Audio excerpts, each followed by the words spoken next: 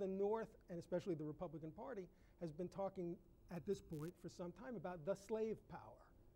The power of the political representatives of the slaves and the ones you referred to earlier, the dough faces, their northern allies, who act in office as though they were slave owners or emissaries of the slave owners.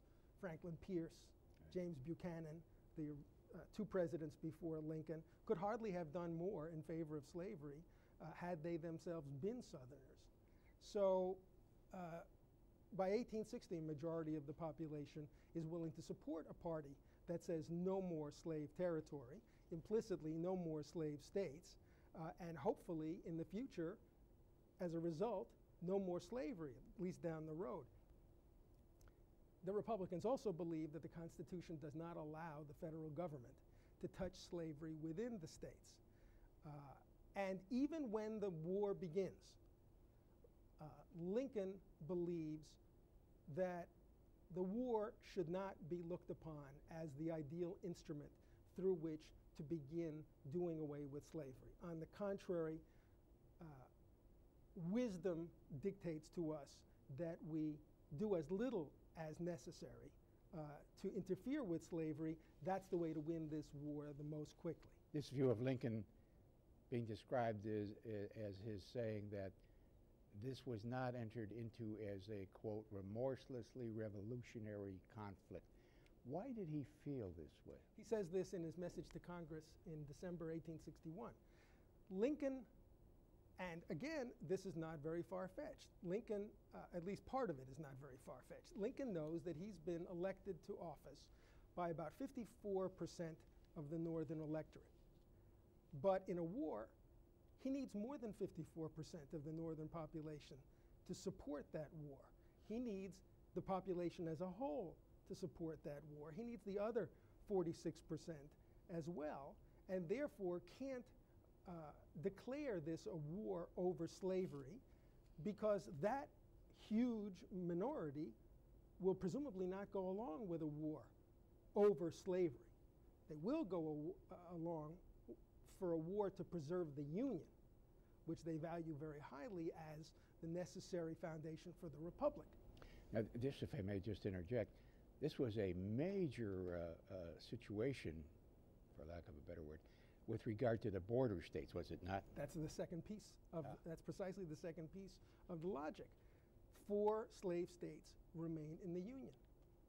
And Lincoln believes that holding them, especially Kentucky, for a variety of reasons, including military geographical, it's crucial terrain, giving us access to the Confederacy.